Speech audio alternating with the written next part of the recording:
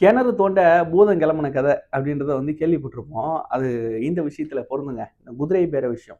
எந்த குதிரை பேரம்? உதயநிதி அவர்கள் பேசினாரே அந்த குதிரை பேரம் இல்ல. அவர் செஞ்சாரே அந்த குதிரை பேரம். இங்க ஒருத்தர் லண்டனுக்கு அனுப்பிட்டு எங்க செயல் வீரர் ஒருத்தர் இருக்கார்ல, முதல்வர் முன்னாள் முதல்வர் கூட சொல்லிக்கிட்டே இருப்பாருங்க.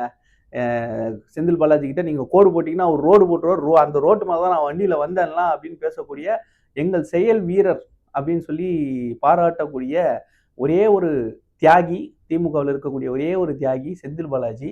அவரை பத்தி அவங்க பேசுனதெல்லாம் நம்ம கேட்டோம். ஆனா அவர் என்னெல்லாம் செய்வாரு அப்படின்றத இப்ப நம்ம பார்த்துக்கிட்டே இருக்கோம். அப்படிதான் 35 கோடி நான் தரேன், நீ வந்து நான் சொல்ற மாதிரி செய் அப்படின்னு சொல்லிட்டு ஊத்தங்கரை எம்எல்ஏ இளையராஜா கிட்ட பேரம் பேச போய் அங்க ஒரு பூதம் கிளம்பிருச்சு.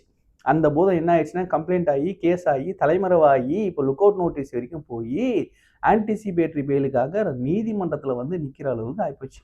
நீதிமன்றத்தில் நின்று ஆன்டிசிபேட்டரி பெயில் வாங்கிட்டாங்க. வாழ்த்துக்கள், உங்களுக்கு ஆன்டிசிபேட்டரி பெயில் கிடைச்சதுல எங்களுக்கு ரொம்ப சந்தோஷம். ஆனால் நீங்கள் காலையிலையும் மாலையிலையும் வந்து திருவல்லிக்கேணி ஸ்டேஷனில் கையெழுத்து போடணும். கையெழுத்து போடக்கூடிய குற்றம் சாட்டப்பட்ட நபர். அவருக்கு எது புதுசு ஒன்றும் இல்லைங்க. அவருக்கு பல வழக்கு இருக்கு, பல கேஸுகளை பார்த்தவர். அவர்லாம் சாதாரணமாக வரல, திமுக காரன், அதிமுகல தான் வந்துடும் அப்படின்ற மாதிரி. இவர் அதிமுகவில் இருக்கும்போது வாங்கின வழக்கு ஒன்று, அதை கொடுத்தது திமுக. அந்த திமுக ஆட்சியில் வந்து இவர் என்னென்னலாம் பண்ணாங்க அப்படின்றத நம்ம பார்த்தோம். ஜெயிலே ஒருத்தர் அமைச்சரா வச்சிருக்க முடியும் அப்படின்னா அந்த சாதனைக்கு ஒரே ஒரு சொந்தக்காரர் நம்ம செந்தில் பாலாஜி அண்ணா மட்டும்தான். இப்போ இந்த விஷயத்துல அவளுக்கு பெயில் வந்து கிராண்ட் பண்ணியிருக்காங்க, வரவேற்கத்தக்க விஷயம். ஆனா அந்த விசாரணையில என்னென்ன போச்சு அப்படின்றத வந்து நம்ம பார்க்கணும்ல, அது ரொம்ப முக்கியம் இல்ல. பிரேயரை மட்டும் வச்சு, தீர்ப்பை மட்டும் வச்சு நம்ம பேசிட முடியாது. அதுல என்ன வாதங்கள், பிரதிவாதங்கள் நடந்தது அப்படின்றத நம்ம முக்கியமா பார்க்கணும். இங்க 2 வழக்கு. ஒன்று இவருடைய முன்ஜாமீன் வழக்கு, இன்னொன்று கைது செய்யப்பட்ட அந்த திருநாவுக்கரசு அவர்கள் அவருடைய சகாக்கள்ல ஒரு 9 பேர் கைது பண்ணாங்க இல்லையா, அவங்கள வந்து காவலில் எடுத்து விசாரிக்க அந்த வழக்கு வந்து வந்திருந்தது. இந்த 2 வழக்குக்குமே ஒரே வக்கீல் தான், அவர் நம்ம என்ஆர் இளங்கோ தான். என்ஆர் இளங்கோ யாரு? திமுகவின் முன்னாள் எம்பி. செந்தில் பாலாஜிக்கும் அவர் தம்பிக்கும் ஆஜராகிறாரு, புரிஞ்சுக்க முடியுது. இந்த குற்றம் சாட்டப்பட்டவர்களுக்கு நீங்க ஏன் சார் ஆஜராகிறீங்க? நீங்க ஏங்க இவ்வளவு ஃபீல் பண்றீங்க? அப்படின்ற மாதிரி தான் இருக்கு. அப்படியே வந்து ஆஜராகி இப்படிதான் அடிக்கடி மாட்டிக்கிறாங்க திமுக. அவர் என்ன சொல்றாருன்னா, இல்லைங்க இந்த பாருங்க எஃப்ஐஆர்ல இருக்கிறதெல்லாம் வந்து புனையப்பட்டது. இவங்கலாம் வந்து சேர்த்துருக்காங்க. அப்புறமா எங்க முன்னாள் அமைச்சர் பேரையும் அவர் தம்பி பேரையும் சும்மா சேர்த்துருக்காங்க. இவங்களுக்கு அரசியல் காழ்ப்பு. இது வந்து ஜோடிக்கப்பட்ட வழக்கு. வழக்கமா சொல்ற டயலாக்ஸ் எல்லாம் சொல்லி அப்படி இப்படின்னு சொல்லி இங்க கைது செய்யப்பட்டவர் கொடுத்த வாக்குமூலத்தெல்லாம் கன்ஃபெஷன் வச்சு நீங்க அதெல்லாம் வந்து இதை எடுத்துக்கூடாது. எங்க ஆளுக்கு வந்து ஆன்டிசிபேட்டரி கொடுக்கணும். நாங்க எல்லாத்துக்கும் வந்து ஒத்துழைப்பு கொடுக்கணும் அப்படின்னு சொல்லிட்டு பெயில் கேட்டு அவர் ஸ்டேட்மெண்ட் வச்சிருந்தார். உடனே அரசு தரப்பு வக்கீல் இருந்து என்ன சொன்னார் அப்படின்னா, ஐயா அவர் சொல்ற மாதிரி கன்ஃபெஷன்ஸை மட்டும் வச்சுட்டு நாங்கள் போடல, பல ஆதாரங்களோட வச்சு தான் நாங்கள் வந்து இந்த ஒரு எஃப்ஐஆரை போட்டு அந்த ஆதாரங்களையும் இங்கே வந்து சமர்ப்பிக்க தயாராக இருக்கோம். இவங்க சென்னையில் 2 இடத்துல ஹோட்டலில் உட்காந்து இந்த மாதிரி பிளான் ஸ்கெட்ச் போட்டிருக்காங்க. அது மட்டும் இல்லை, இங்கேருந்து இந்த கதை வந்து பெங்களூர் வரைக்கும் நீளுது. இதில் மிகப்பெரிய ஒரு மோசடி செயல்கள் வந்து அம்பலமாயிருக்கு.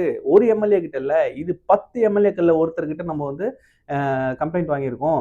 இது 10 பேர்கிட்ட, 10க்கும் மேற்பட்டவர்கள்ட்ட பேசப்பட்ட ஒரு பேரம் இது. அது இன்னைக்கு ஒருத்தர் மூலமாக வெளியே வந்திருக்கு அப்படின்றத அவர் சொல்லியிருக்காரு. மேலும் பலரிடமும் வந்து விசாரணைகள் போய்கிட்டு இருக்கு. எல்லா எவிடன்ஸும் கலெக்ட் பண்ணிக்கிட்டு இருக்கோம். முக்கியமா இவங்க செஞ்ச வேலை, அந்த ஹோட்டல்ஸ்ல தங்கியிருந்தாங்கன்னு சொன்னல, அந்த சிசிடிவி ஃபுட்டேஜஸ் ரிவைவ் பண்ணலான்னு போனா அதை டிலீட் பண்ணியிருக்காங்க. எப்படி திருநாவுக்கரசு அவர்கள் அந்த சகாக்கள் வந்து அரெஸ்ட் பண்ணதுக்கு உடனே இவங்க உஷாராகி அந்த ஹோட்டல்ல இருந்த அந்த சிசிடிவி ஃபுட்டேஜஸ், இவங்க போன வந்த தடயங்கள் எல்லாத்தையும் அழிச்சிருக்காங்க. ஆனா நாங்கள் வந்து அந்த மொபைல் ஃபோனுடைய சிக்னல் ரெக்கார்ட்ஸு, அப்புறம் சிசிடிவி ஃபுட்டேஜஸை வந்து ரிவைவ் பண்ணி அதை வந்து எடுத்துருக்கோம், ரிட்ரைவ் பண்ணி இது எல்லாத்தையுமே எவிடன்ஸாக வச்சு, இது மட்டும் இல்லாமல் இவர்களோட ஒரு சிங்கப்பூர் தொழிலதிபருக்கும் இங்கே பங்கு உண்டு. இங்கே அவாலா பணம், அதாவது அமலாக்கத்துறையும் உள்ளே வந்து விசாரிக்க வேண்டிய அவசியம் தேவைப்படும். ஏன்னா இங்கே சட்டவிரோத பணப்பரிமாற்றமும் நடந்திருக்கிறதுக்கான எல்லா ஆதாரங்களும் கிடைச்சிருக்கு. ஏன்னா சிங்கப்பூர்ல இருக்கக்கூடிய ஒரு தொழிலதிபர், திமுகவுக்கு நெருக்கமானவர், அவர் இந்த நபர்களோட போன்ல பேசியிருக்கிற அந்த ஆதாரத்தையும் எடுத்திருக்கோம். அவரையும் நாங்கள் ட்ரேஸ் பண்ணிக்கிட்டு இருக்கோம். அவருக்கும் லுக் அவுட் நோட்டீஸ் கொடுக்க சொல்லியிருக்கோம் அப்படின்னு சொல்லிட்டு அவரையும் இங்கே இழுத்து போட்டிருக்காங்க. யார் அந்த நபர் அப்படின்னா, அங்கே லக்ஷ்மண பெருமாள்னு ஒரு நபர் வந்து ஒரு தொழிலதிபராம். அவர் வந்து இருக்காருங்க சிங்கப்பூர்ல. அவருக்கு என்ன தொழில்லாம் கேட்காதீங்க, இங்க இருந்து எல்லாத்தையும் மாத்துற தொழில் தான். எனக்கு என்னன்னா, எல்லா இடமும் சிங்கப்பூர்ல ஒரு இடத்துல அப்படி லிங்க் ஆகுது பாருங்க. செந்தில் பாலாஜி அவர்கள் இப்போ தலைமறைவு. அவர் எங்கே இருக்காருன்னு தெரியல. 2 நாளில் வந்து ஆஜராக சொல்லுங்க. காலையிலையும் சாயந்தரமும் ஸ்டேஷனில் போய் கையெழுத்து போடணுங்க. அடுத்த ஹியரிங் வரைக்கும் இந்த கையெழுத்து நடைமுறை தொடரும் அப்படின்றத நீதிமன்றம் சொல்லிருச்சுங்க. பெயில் கொடுத்துருச்சு. இன்னும் வரல. அவர் வந்தாதான் 2 நாளில் வரணும்னு சொல்லியிருக்காங்க. வரல அப்படின்னா அதுக்கு அடுத்த கட்ட நடவடிக்கை கண்டிப்பாக நடக்க போது நம்ம பார்க்க தான் போகிறோம். அடுத்து இந்த சிங்கப்பூர் லிங்க். ஏவாவேலுன்னு ஒருத்தர் இருந்தாருங்க, முன்னாள் பொதுப்பணித்துறை அமைச்சர். அவர் வந்து போடாத சாலைக்கு பில்லு போட்டதால இங்க பல கோடி இழப்புகள் அரசாங்கத்துக்கு ஏற்பட்டிருக்கு. அத வெளிய தெரிஞ்சு அறப்போர் இயக்கம் அத வந்து கம்ப்ளைண்ட்டா போட்டதுக்கு அப்புறம் யாருக்கும் தெரியாம போலீஸ் பாதுகாப்போட அந்த சாலைய போட முயற்சி பண்ணியிருக்காங்க. இன்னமும் அந்த சாலைக்கு வந்து என்ஓசி கிடைக்கல. ஆனா பில்லு மட்டும் பாஸ் ஆயிடுச்சு. இது எப்படிங்க ஐயா? பல வேலைகள் முடிஞ்சு என்ஓசி ஆனதுக்கெல்லாம் கூட பில்லு பெண்டிங்ல இருக்குது கவர்மெண்ட்ல. ஆனா இது மட்டும் எப்படியா இருக்கு? கிட்டத்தட்ட 197 கோடி ரூபாய் பல திட்டங்கள் மூலமாக இந்த மாரி ஒரு மோசடி நடந்திருக்கு. அவரை தேடப்படும் குற்றவாளிகளா இப்ப வந்து சேர்க்கணும்னு லுக் அவுட் நோட்டீஸ் அவருக்கும் குடுத்துருக்காங்க. அவரையும் வந்து இங்க விசாரணைக்கு ஒத்துழைக்குமாறு கேட்டிருக்காங்க. என்ன?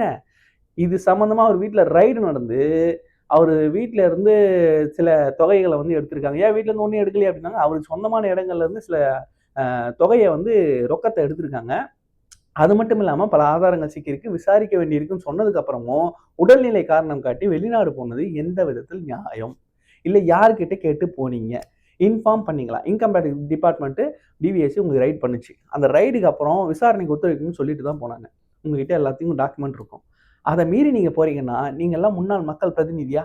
பொறுப்பு இருக்கா? 75 வருஷம் அனுபவம் இதுதான் உங்களுக்கு சொல்லிக் குடுத்துச்சா? சாதாரணமா வரலாடா திமுககாரன் மேல ஏறி பேசுவீங்களா?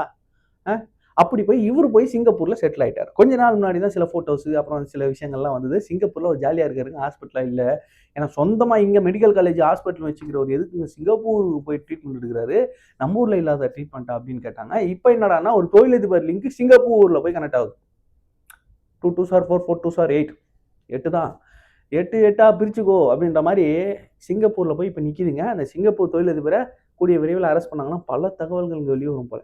மிகப்பெரிய ஒரு பிரச்சனையில வந்து ஒட்டுமொத்த திமுக குரூப்பும் வந்து மாட்டப்போகுது. அதுல எந்த ஒரு மாற்று கருத்தும் இல்ல. அதுதான் இந்த விஷயத்துல நம்ம பார்க்க வந்தது. அடுத்தடுத்து செந்தில் பாலாஜி அவர்கள் வருவாரா? அவர் தம்பி வருவாரா? கைது ஆவார்களா? இல்ல ஜாமீன்லயே இருப்பார்களா? இந்த வழக்கு என்ன ஆகும்? இன்னொன்னு என்னன்னா, அமலாக்கத்துறை ஆல்ரெடி வெயிட்டிங். அந்த ஜாப் ராக்கெட் இது இருக்குல்ல, சுப்ரீம் கோர்ட் வழக்கு. அதுலயே வந்து தலைவர் நெஞ்செல்லாம் புடிச்சுக்கிட்டு ஹாஸ்பிட்டல்லாம் போய் பைபாஸ் சர்ஜரிலாம் பண்ணிட்டு வந்தாப்புலல்ல. 1½ வருஷத்துக்கு மேல ஜெயில்லலாம் வேற இருந்துட்டு வந்தாரு பாவம் கஷ்டப்பட்டு. அமைச்சரா ஜெயில்ல இருந்தாரு.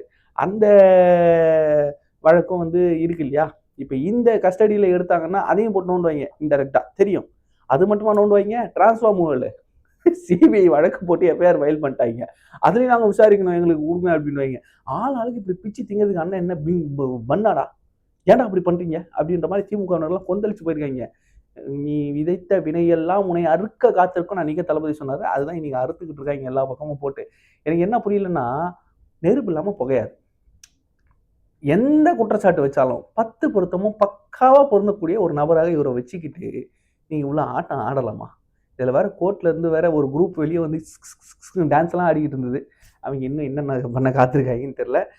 பொறுத்திருந்து பார்ப்போம். அண்ணன் செந்தில் பாலாஜி அவர்களுடைய எதிர்காலம் என்ன ஆகப் போகுது அப்படின்றத அடுத்த பதிவுல பார்க்கலாம். இந்த பதிவு பத்தின உங்களுடைய கருத்துக்கள கமெண்ட்ல சொல்லுங்க. அண்ட் நான் ஏதாவது இம்ப்ரூவ் பண்ணணும் அப்படின்னு நினைச்சீங்கன்னாலும் அத கமெண்ட்ல சொல்லுங்க. நம்ம சேனல இம்ப்ரூவ் பண்ணதுக்கு உங்களுடைய ஹெல்ப் தேவை. உங்களுடைய சப்போர்ட் தேவை. தயவு செஞ்சு நான் இத முதல்லயே கேட்கணும்னு நினைப்பேன். நான் ஒவ்வொரு நாளும் மறந்துருவேன். இன்னும் நேரம் வீடியோ பார்த்தீங்கன்னா, சப்ஸ்கிரைப் பண்ணிட்டு போயிருங்க. பண்ணாம இருந்தீங்கன்னா. சப்ஸ்கிரைப் பண்ண நண்பர்களுக்கு நன்றி. பண்ணாதவங்க பண்ணிட்டு போயிருங்க. நன்றி. நான் உங்கள் என்.கே.ஆர்.